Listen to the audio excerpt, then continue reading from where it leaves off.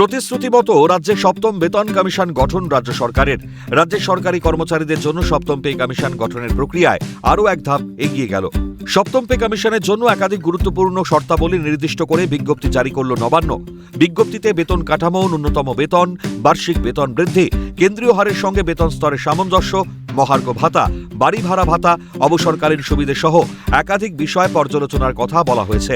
বর্তমানে প্রচলিত 3% বার্ষিক বেতন বৃদ্ধির পরিবর্তে অন্তত 5% করার বিষয়টি কমিশনকে খতিয়ে দেখতে বলা হয়েছে। কেন্দ্রীয় সরকারের পে কমিশনের সঙ্গে রাজ্যের বেতন স্তরের সামঞ্জস্য আনার বিষয়টিও গুরুত্ব পেয়েছে।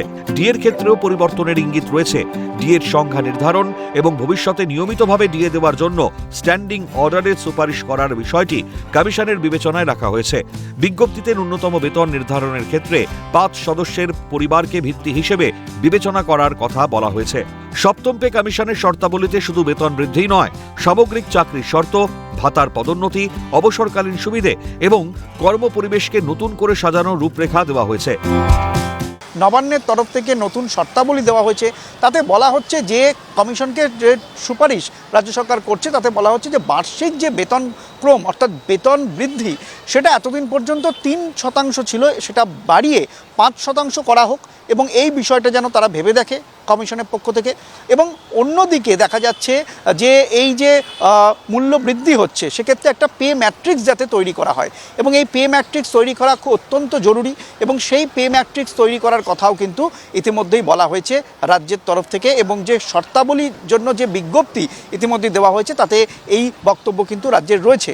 এবং অন্যদিকে যে ভাতাগুলো দেওয়া হয়, অর্থাৎ শিশুদের ক্ষেত্রে রাজ্য সরকারি কর্মচারীদের যে ভাতা এবং অবসরকালীন ক্ষেত্রে যে ভাতা এবং অন্যান্য যে অ্যালায়েন্সগুলো রয়েছে, অর্থাৎ বাড়ি ভাড়া রয়েছে, এখানে গণপরিবহনে যদি কেউ যাতায়াত করে তার জন্য পরিবহনের একটা ভাতা রয়েছে এবং এই যে ভাতাগুলো হবে, সেই ভাতাগুলো কিন্তু কেন্দ্রীয় সরকারের যে কর্মচারী তাদের হারে এবার রাজ্য সরকারি কর্মচারীরা যাতে এই অ্যালায়েন্সগুলো পায়, সেই বিষয়টাও কিন্তু ভেবে দেখতে বলা হয়েছে।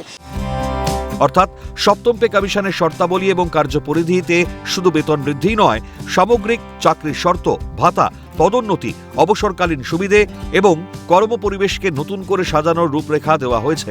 মুখ্যমন্ত্রী 2027 সালে সপ্তম পে কমিশন কার্যকর করার লক্ষ্য জানিয়েছেন। এখন কমিশনের সুপারিশের ভিত্তিতে চূড়ান্ত সিদ্ধান্তের দিকে তাকিয়ে রাজ্য সরকারি কর্মচারীরা। ক্যামেরায় সুরজিৎ প্রামাণিকের সঙ্গে সায়ন্তন ভট্টাচার্য, ক্যালকাটা নিউজ।